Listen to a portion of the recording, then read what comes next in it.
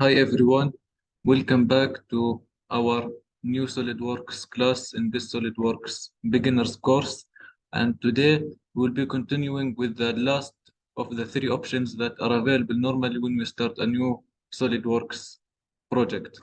So we started in the beginning of the course with how to create 3D models, and then we saw how we can create 2D drawings, and now we'll be seeing how we can create assemblies for different parts that we created to be able to produce some, for example, for a project for any various application.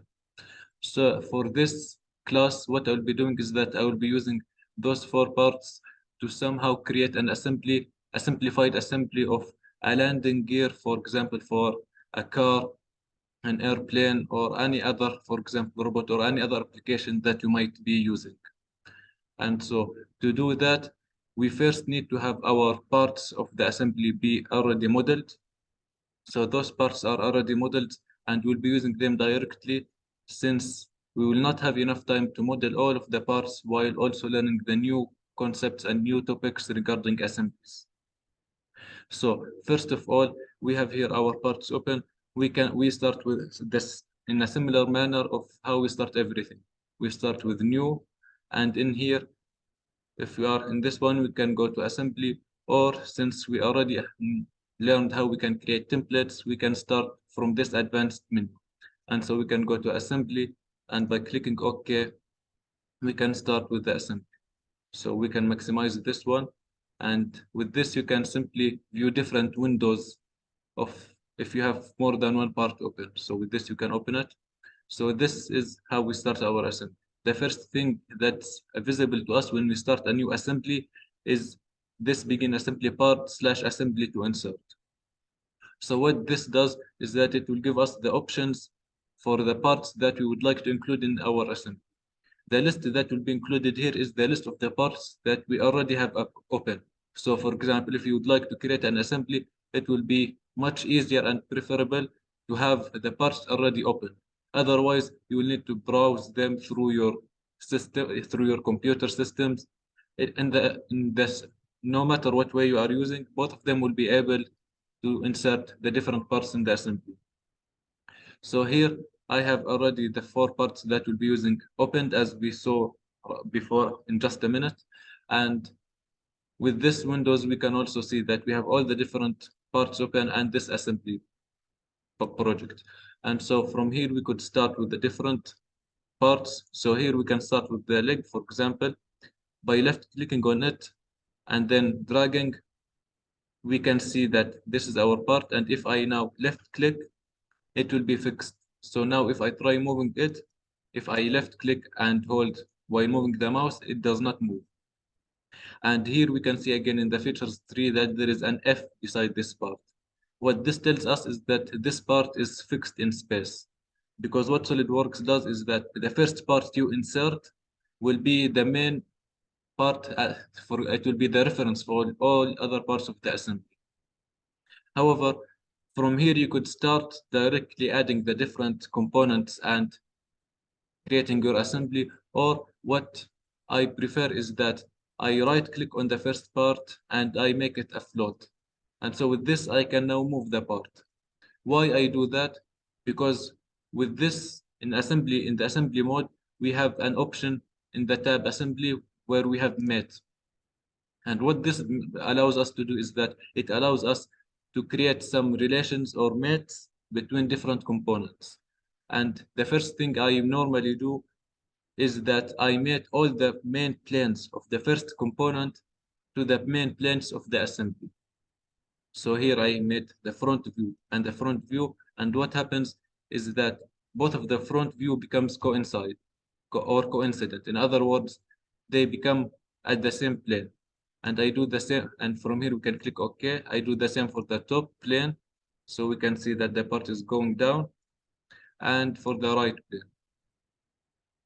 So with this, what we have is that we started again in the beginning position where we no more can move it. However, this time it is fixed in a relation to the main principal planes in the assembly. And as we know, the origin and those three planes are always known In other words, we can always depend that they will be always in the same place. However, if we just put our part somewhere in space and just use that, it might, in some cases, cause a difficulties when wanting to insert mates for other components in the future while we are creating our assembly. So this makes it clear that we are using the same planes that are coming with the assembly. After that, we have now here our main part. What we could do is that we could go to insert component, and from here we could use this pin in here. So by clicking it, what happens is that now when I put a component, this menu does not disappear and I will be able to put more than one component. So we could start with the link, click, and click here, and then here it allows us, it gives us the option to put more than one. However, for us, we would like to have only one. Then we could select link to, click, and finally the wheel and click. So we can click OK, and from here we can see that we have our different parts. So if you just left click and move them, you'll be able to move them. If you right click and hold, you will be able to rotate the parts. However, it is easier to move it with something called the tride rather than moving it like this, because it is very difficult to control the motion of one object in 3D space.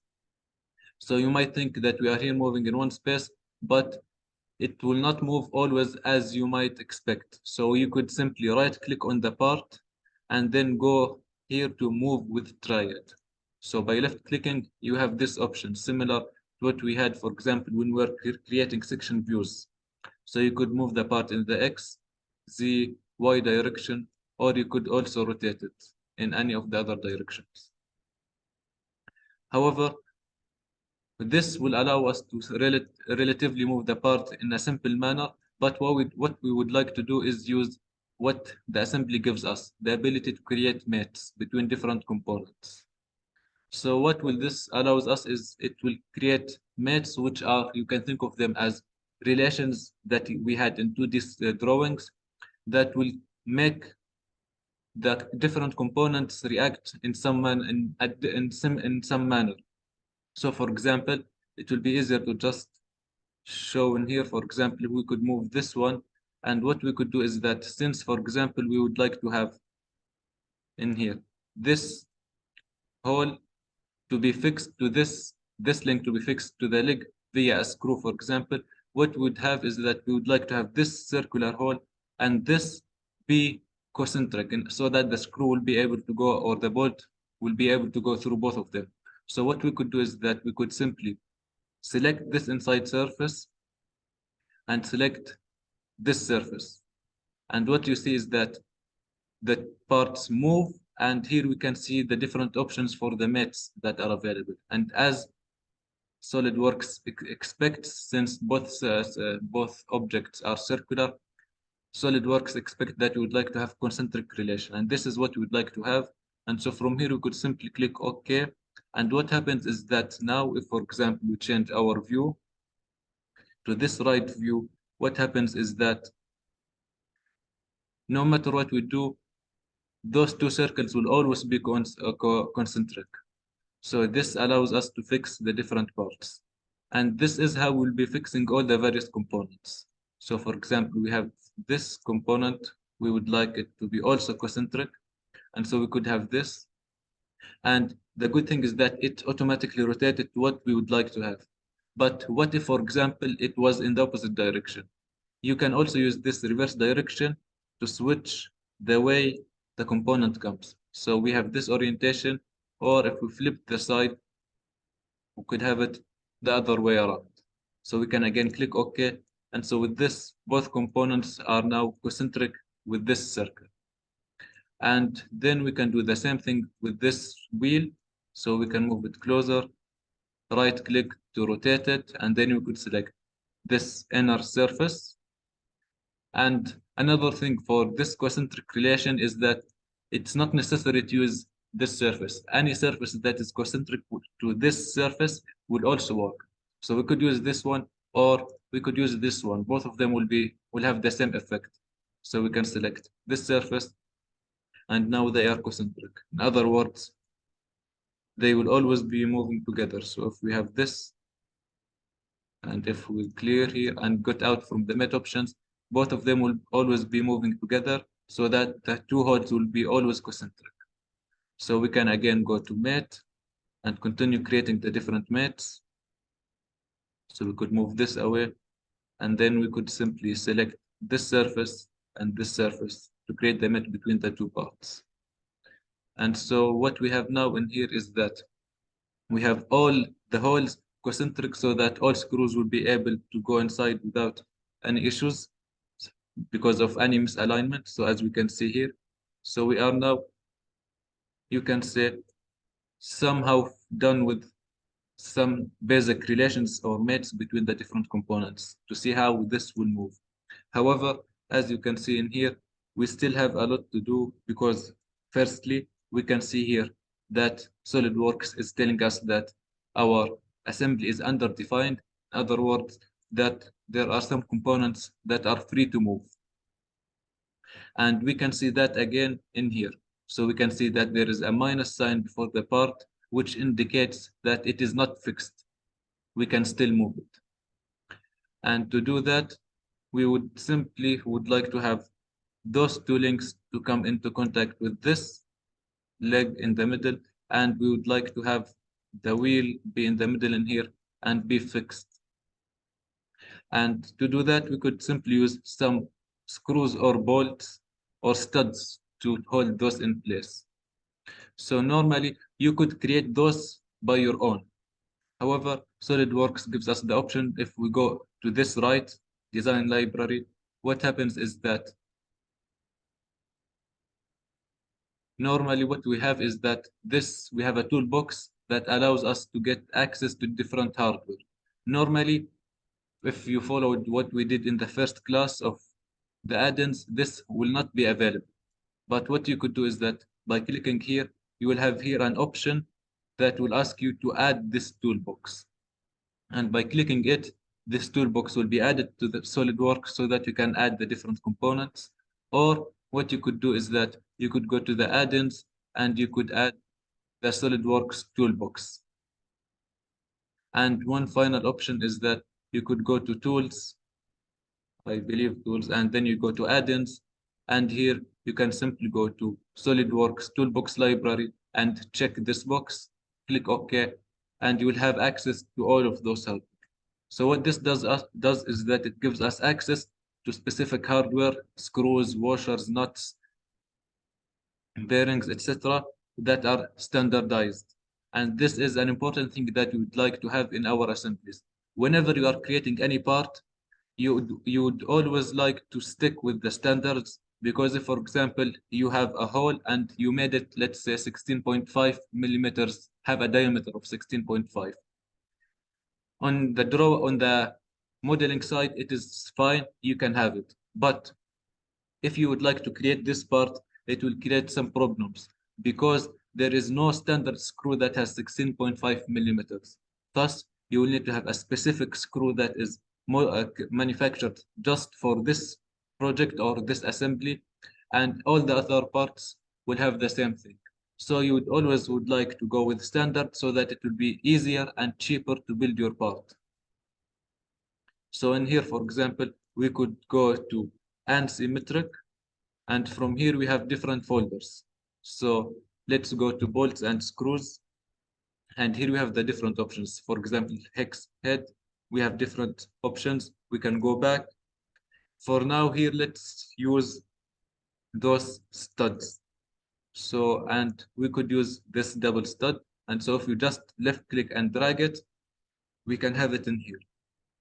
And now what happens is that it gives us the option to configure this component with the standard. So for example, the size, those are the different standard sizes that are available commercially for this hardware. So here we have the size denoted by M16. In unsymmetric, what M16 means is that it has a diameter of, its M means that it's in metric rather than in inch. And 16 indicates in this case that it has a diameter of 16. So here we can also see that the nominal diameter is 16. Here we can control the length of it. if you would like to change it. And here, what we have is that the thread type. So normally, in normal operation, or when you are creating your assemblies, you would prefer to work with those types of thread display simplified, so that if you are creating a complex assembly, SolidWorks will not be performance will not be slowed because it is trying to show the threads. Because there are like the cosmetic, where it is simply a drawing, but there's no real threads, and there is the schematic, where SolidWorks models the threads. So this is the most computationally intensive, and so it will slow your SolidWorks if you have a lot of it. So you would prefer to have this one, but for now, let's go with the cosmetic, somewhere in between. The reason is that in this modeling, we are not very much interested in having a real threads, because when we purchase those, there will be threads and we'll be able to use them. But what we would like to do here is that we would like to have a way to show our part that will be manufactured. So from here, we can click OK. And what this gives us is it makes the configurations that we had, and it allows us to add any extra parts if you'd like to have. So this one that we added will be in here to connect the links and the wheel, and we would like to have another one in here. So we could simply left click and we will have another one, and then we can simply click this X to exit from it. So from here, we could again go to the assembly, mate, and we could have again mating a concentric relation between this stud and, let's say, this wheel. So if we go in here, it comes, we have a concentric relation, and we can click OK. We can do the same thing for this and that, even though it is not that necessary, since this is concentric to the wheel and the wheel is concentric to the two links. So it will not add a lot. However, we can just add it if we'd like to have, and then we could simply move this one just like this for now. And we now could add the same thing in here. So a concentric relation, we could move this one to this main part, and then we have here our main. So we could go now to OK, since we are done for now. And then for some reason we had an extra one, so we could simply select it. So if you see, if you drag from the top left, you'll have a blue square in this direction. If you go from left to right, if you go from right to left, it's green. The difference is that this one, it should cover all the parts to be able to select it. So if we have here some of it, it will not be selected, but all, it will be selected. The opposite way, even if partially the object is selected, it will select everything. So we could simply delete it since we don't need it. And so now from here we can continue. It will be nice to have here some washers between the wheel and the links, and the same thing in here. And so we could do the same thing and add them from here. So we could go to asymmetric, and we have an option here for washers. We can go with plain washers, and we can choose whatever type you would like, narrow, regular, or wide. Let's go with narrow. So here, those holes are M16 in diameter, so we'd like to have M16. And this is the options that we have. And there is not much to add for this. I mean, it's a washer, just the diameter is needed. So we could click OK. And you would like one here, which is this one on the other side, and two down here. So we would like to have a total of 4. So we could now exit. And again, the concentric relation between this edge, or let's choose the surface or face, and the same thing in here. We can click OK here and here. We can right click to OK, as we can see here as we see that there's a mouse beside the cursor with the right click having it OK. So now what we'd like to have is that when you are creating the different mates for the assembly, it is not to try to somehow see how this part will be, how the different mates relate to the physical assembly of the part. So for example, when we are creating the part, we would like to take this washer and we would always push it towards the wheel. And so it will be good to just have both of the two faces coincident. And the same thing can be done in here. So we could choose this face, and then we could choose this face. So both of them will be coincident. And so now what happens is that this washer is fixed to the wheel. And then we could also do the same thing where we could simply make those two washers concentric to this one, to this stud, right click, and then push the washers toward the leg in here. Right click, left click, left click, and right click. So with this, the washers are in place. And what is left is that we would like, so you can think of it as how we are assembling this. So we'd like to have this leg, we would like to add this stud, the two washers, and then we'd like to push the two links until they hit the washer so that we can then secure those links together. So we could simply choose this surface and then this so that we are pushing it, right click, and we could do the same thing in here, right click. So in here, they are now fixed. We cannot move them. So if we go to this view, we cannot move them in this direction, and we can just move them in this direction for now, but we will be able to fix it later. So we can do here the same thing, since here the wheel can move anywhere, but it should not be able to move because of those washers hitting those links. So what we could do is that we could simply select this face of the washer and select this face of the link, which is the same. So we have that relation, and we could do the same thing in here. Select this link face, and we could select this washer, and we can click OK. So if we now exit from the mate command, this is what we have right now. So we have everything fixed, concentric. So in this view, for example, everything is fine. But what is left here is that we can still move those in this direction.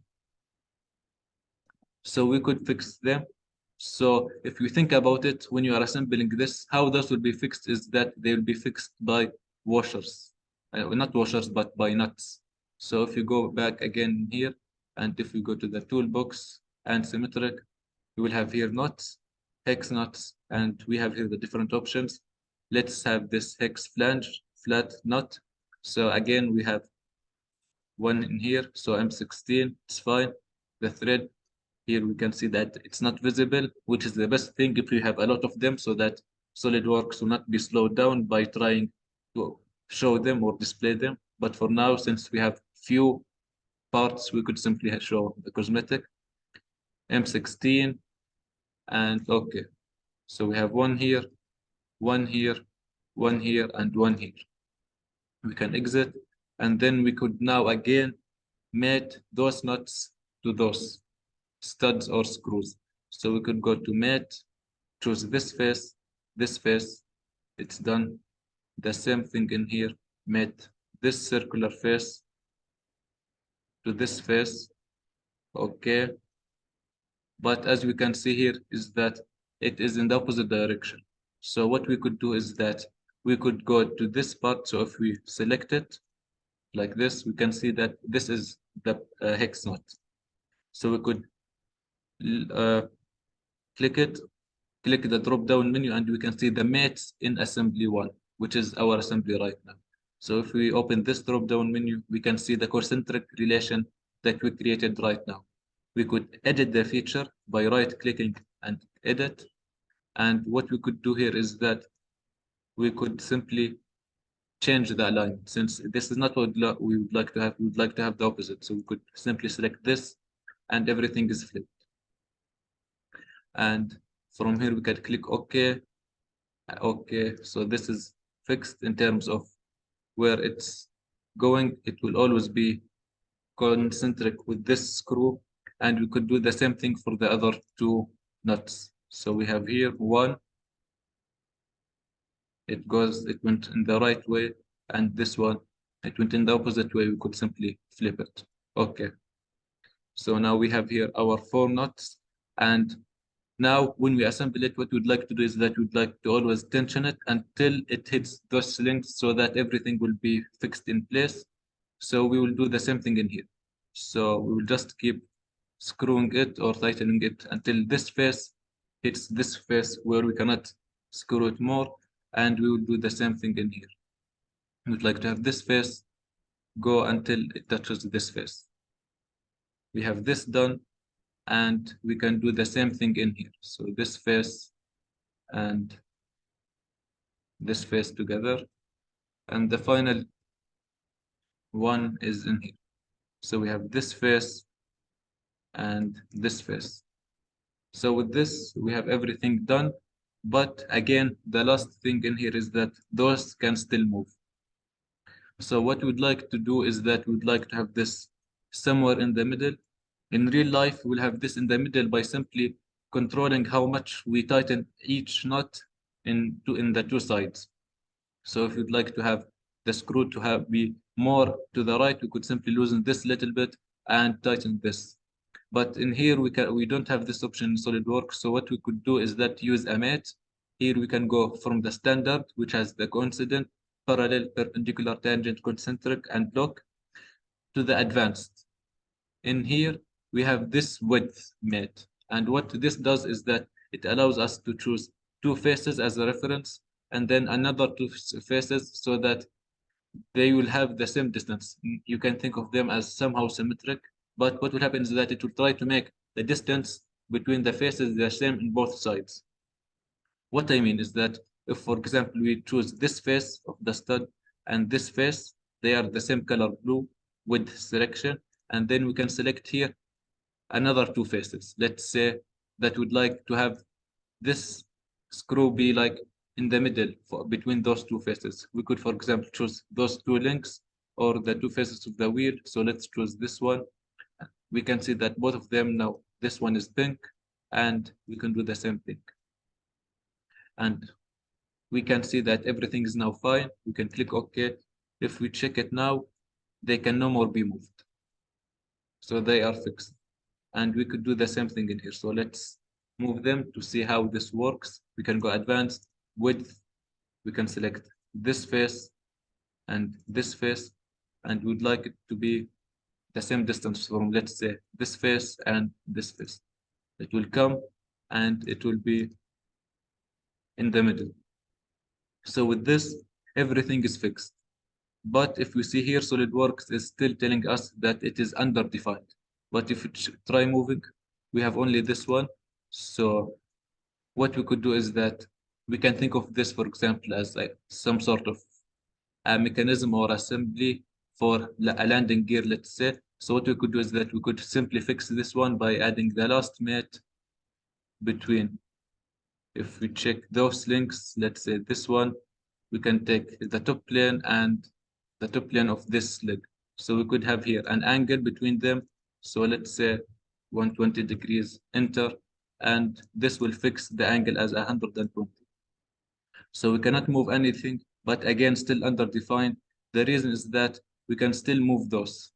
But in reality, they don't make much a difference in our assembly. And so what we could do is that we could simply use a mate to lock them. So like this one will be locked to this one so that it no more can move.